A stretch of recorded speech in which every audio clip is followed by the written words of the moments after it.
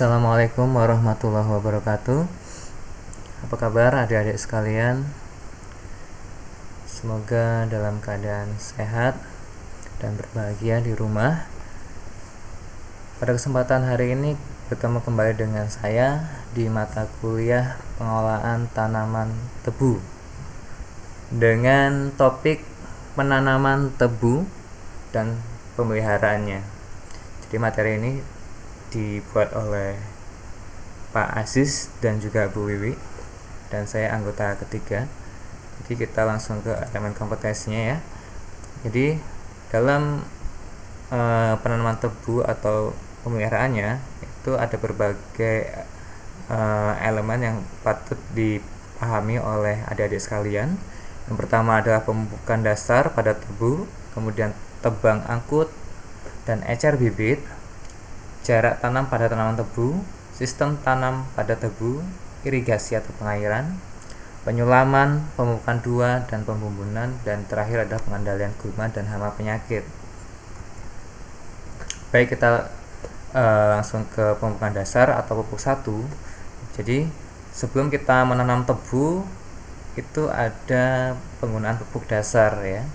Nah, pupuk dasar yang digunakan atau pupuk pemupukan 1 itu adalah pupuk P sebesar 100% dosis, pupuk N atau sebesar 50% dosis, dan pupuk K sebesar 33% dosis. Itu untuk pupuk dasar atau pupuk pemupukan pertama.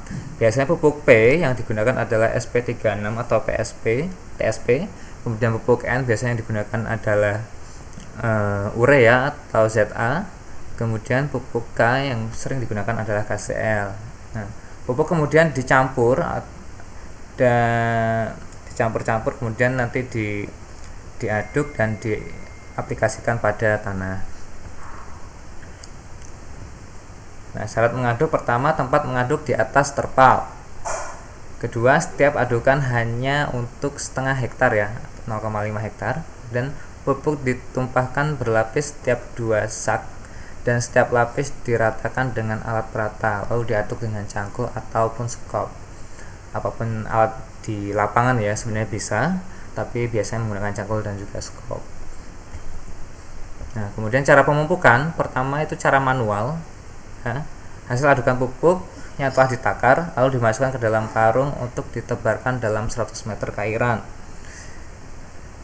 Nah, takaran untuk 100 meter cairan dikalibrasi dengan alat timbangan dengan rumus 1 takar sama dengan 100 meter per panjang cairan per hektar dikali dosis pupuk dasar. Nah, itu didapatkan 1 takaran dalam 1 kali aplikasi. Nah, biasanya pengaplikasinya kok secara manual itu dengan orang ya, langsung ditebar di masing-masing cairan dalam lahan tebu tersebut. Nah, ini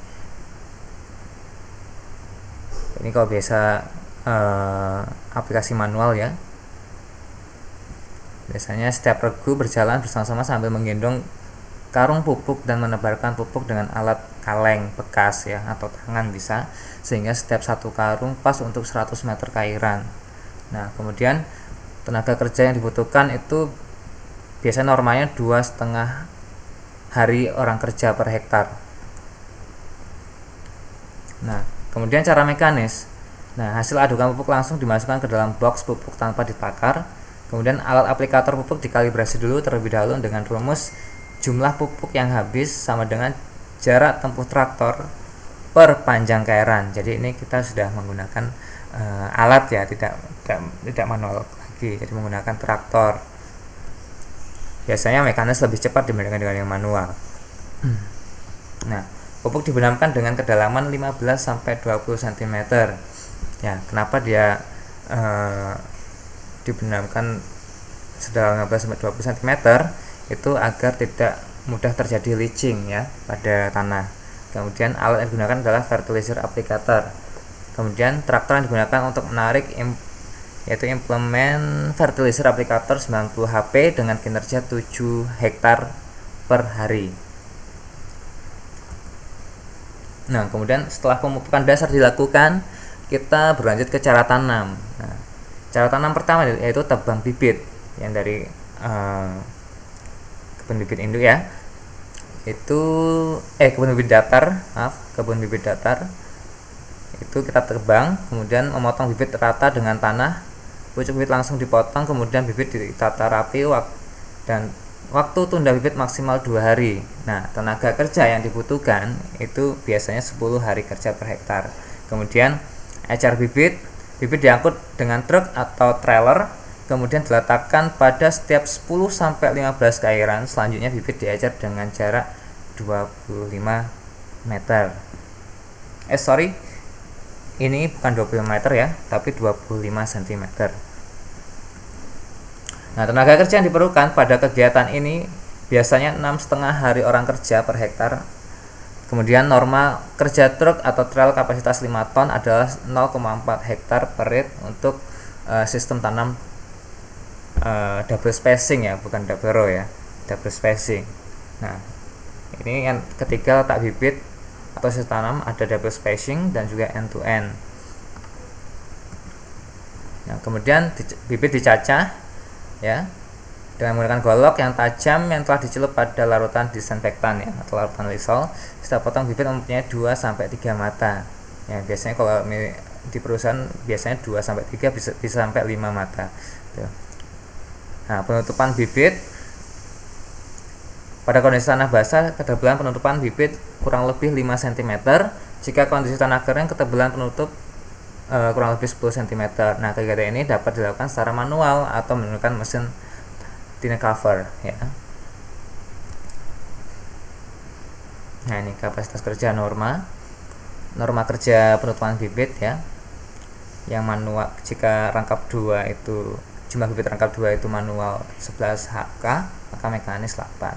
Jadi yang mekanis lebih efisien dibandingkan dengan yang manual. Nah, jarak tanam antar PKP atau pusat ke pusat itu biasanya 1,35 meter sampai 1,5 meter. Itu yang bisa digunakan dalam perusahaan ya. Bisa juga 2 meter bisa, tapi lebih efektif. Tapi disesuaikan dengan jenis bibit apa atau jenis varietas apa yang ditanam. Itu mempengaruhi dari PKP biasanya. Nah, beberapa pertimbangan dalam penentuan PKP. Yang pertama itu adalah kesesuaian dengan peralatan mekanis yang digunakan. Kemudian populasi atau jumlah batang yang diinginkan. Kemudian jenis tebu, nah ini atau varietas yang ditanam. Biasanya varietas yang menggunakan jarak yang sempit itu yang daunnya menguncup ya, tidak melebar. Sedangkan jarak tanam lebar biasanya menggunakan jarak yang lebih lebar, yaitu tanamannya daunnya melebar. Nah, adapun pemeliharaan setelah penanaman, kita melakukan pemeliharaan ya. Pertama yang paling penting adalah penggunaan irigasi. Biasanya di areal tebu kita irigasi menggunakan embung ya, rebung atau danau buatan yang gunanya untuk memberikan air atau memberi irigasi pada tanaman pada saat musim kemarau ya. Karena pada dasarnya ketika tanaman tebu di usia dini atau di usia fase-fase awal pembibitan fase-fase awal perkecambahan sampai fase vegetatif selesai itu memerlukan jumlah air yang cukup banyak ya. Kemudian setelah itu kita menyiapkan bibit sulaman. Seandainya bibit tidak hidup di areal, biasanya ini kita sulam dalam kurun waktu 2-4 minggu ya biasanya. Tuh. Kemudian setelah itu ketika sudah dipastikan tanaman sudah tumbuh merata, maka kita melakukan pemupukan kedua dengan dosis sisanya tadi dari pemupukan pertama. Nah, kemudian setelah itu dilakukan pengendalian gulma jika di analisis vegetasi gulma itu sudah melebihi ambang batas ekonomi. Itu berlaku pada pengendalian gulma, juga berlaku pada pengendalian OPT atau hama penyakit ya. Tuh. Kemudian kegiatan selanjutnya adalah melakukan pembubuhan. Nah, pembubuhan ini dilakukan untuk apa? Nah, pentingnya pembubuhan pada tanaman tebu itu pertama untuk menggemburkan tanah, kedua untuk menegakkan tanaman, ketiga untuk menutup jika terjadi degradasi tanah ya. Jika tanah itu terbawa air kan maka akarnya akan kelihatan kan, sehingga tanaman akan bisa bisa roboh jika tidak ditutup.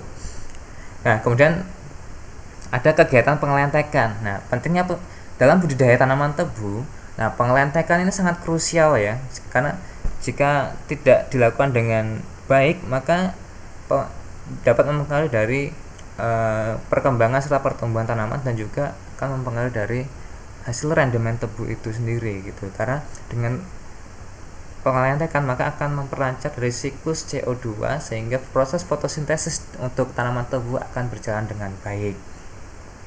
Tuh. Ya, mungkin itu saja yang bisa saya sampaikan mengenai materi penanaman dan pemeliharaan. Mungkin jika ada pertanyaan atau sesuatu yang kurang pas mungkin dapat komen di bawah atau nanti kita dapat diskusikan dalam grup WhatsApp kita ya. Baik, mungkin itu yang bisa saya sampaikan, kurang lebihnya saya mohon maaf. Saya akhiri, wabillahi taufik wal hidayah. Wassalamualaikum warahmatullahi wabarakatuh.